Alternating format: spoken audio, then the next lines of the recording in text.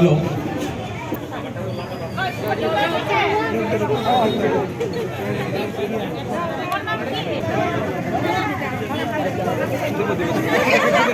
দেখি ভাই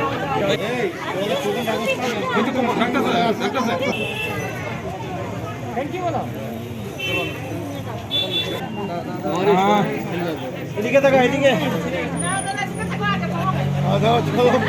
মা আম্বা যে নাম দিয়ে আমি মাকে ডাকি, মা সেই রূপ নিয়ে এসে আমরাকে আশীর্বাদ করে আশীর্বাদ দেয়। আর আজকে এই যে উৎসব সরস্বতী মার উৎসব, এই উৎসব স্পেশালি ছোট ছেলে মেয়ের জন্য, যারা শিক্ষার সঙ্গে এখনো যুক্ত আছে ওনার জন্য একটু বড় করে त्योहार হয়। আর স্পেশালি আমি যে পাঞ্জাবের দিকে নর্থ দিকে, তো আমরা এখানে আজকে বসন্ত পঞ্চমী বলে। মার আরাধনা নাম আলাদা রূপ আলাদা হতে পারে, কিন্তু কথা একই যে মার উপাসনা মার আশীর্বাদ নিতে হয়। আর আমি সবই সময় নিজে ছেলে হোক নিজে মেয়ে হোক বা অন্য কোনো ছেলে মেয়ে আমার সঙ্গে যুক্ত থাকে, আমি সবাইকে সবই সময় একটা কথা নিশ্চয় বলি যে ভগবান থেকে চাইলে, ভগবান থেকে যে কোনো দিন তুমি কিছু চাও তো শুধু বুদ্ধির আশীর্বাদ মাংবে, বুদ্ধির কথা বলবে। মা বুদ্ধি দিলে, গণপতি জি বুদ্ধি দিলে কিন্তু সবকিছু চলে আসবে। নিশ্চয়ই পরিশ্রম করতে হবে, স্থির পথে থাকতে হবে, কিন্তু সঙ্গে সঙ্গে বুদ্ধির থাকলে, বিবেক থাকলে মানুষ কুবুদ্ধির সাইডে যায় না, কুরীতির সঙ্গে যায় না। যেভাবে মেয়র সাহেব বলেছেন আজকের দিনে ইউথ আমরা আগের ভবিষ্যৎ ফিউচার, ওরা দরকার নো অ্যাডিকশনে থাকা, অ্যাডিকশন না করা। তো ওর জন্য তো বুদ্ধি লাগবে, বিবেক লাগবে।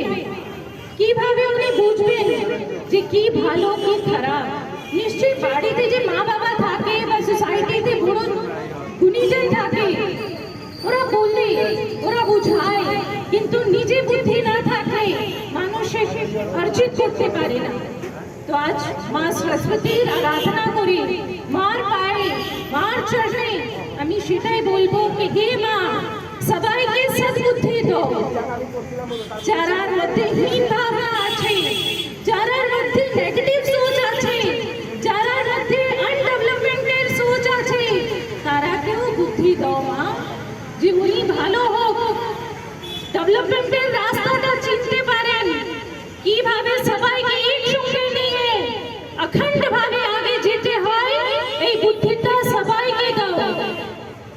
শুধু ত্রিপুরায় নয়, ভারতবর্ষের প্রত্যেক মানুষকে বুদ্ধি দেয়, উনি নিজের যে গোলটা উনি অর্জিত করতে পারেন।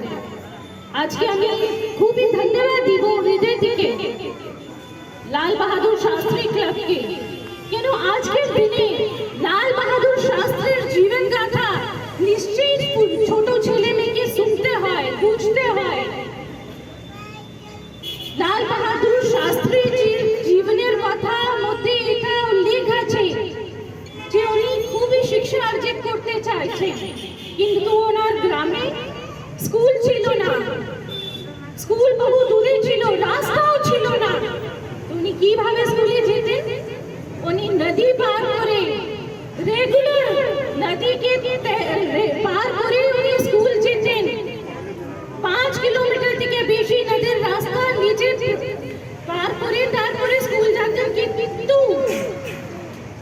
যে ইচ্ছা যে এডুকেশন নেবেন, শিক্ষা নেবেন, এই কথা সবই সময় দৃঢ় ছিল, মনে ছিল। এই জন্য একটা ছোট গ্রামের ছেলে এত বড় স্থান অর্জিত করে আমরা হৃদয়ে এখনো বসে আছে। এখানে যে আপনি চ্যারিটেবল হসপিটাল করেছেন আর অন্য যে সবই সময় কাজ করেন, আপনার মেম্বারগুলি আপনার সঙ্গে যোগ বা আমরা বাইরে থেকে আয়া করতে চাই, আর আপনি সহজ করেন। আজকেও পূর্ব থেকে সহজ করেছেন যে পূর্বদের পুরো টিম নিজের ভালোবাসা আজকে ছেলে মেয়ের সঙ্গে আমরা শেয়ার করতে পারবো। এই জন্য আমি সবাইকে ধন্যবাদ বলবো। বিট্টু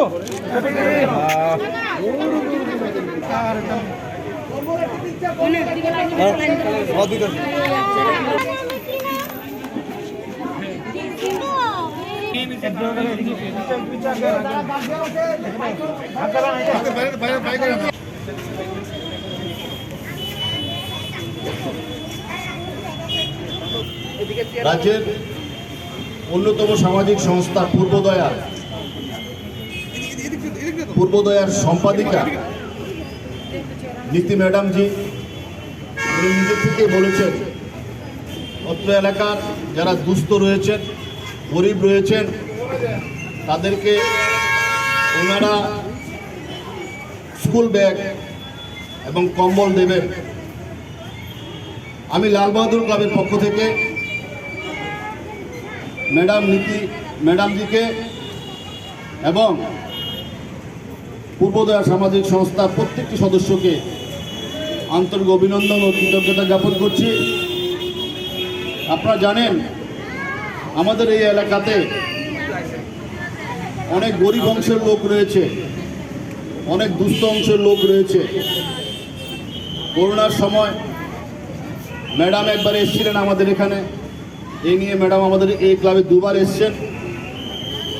লকডাউনে আমরা খাওয়ার বিতরণ থেকে শুরু করে, ওষুধ থেকে শুরু করে, আমাদের যারা দুস্থ এলাকা দুস্থ লোকজন আছেন, গরিব লোকজন আছেন, তাদেরকে আমরা সারা বছর এই কাজগুলো করে থাকি। স্কুল ব্যাগ দেওয়াতে, আজকে সরস্বতী পূজার দিন, স্কুল ব্যাগ দেওয়াতে, শীতের মরশুমে কম্বল দেওয়াতে আমাদের অত্র এলাকার লোকজনরা যারা দুস্থ তাদের অনেক উপকার হবে। এটা আমি ভাষায় বলে বোঝাতে পারবো না। পূর্বোদয় সামাজিক সংস্থাকে, বিশেষ করে নীতি ম্যাডামকে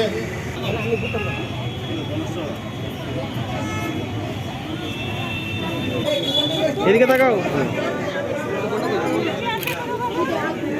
আরে প্রতিবাদ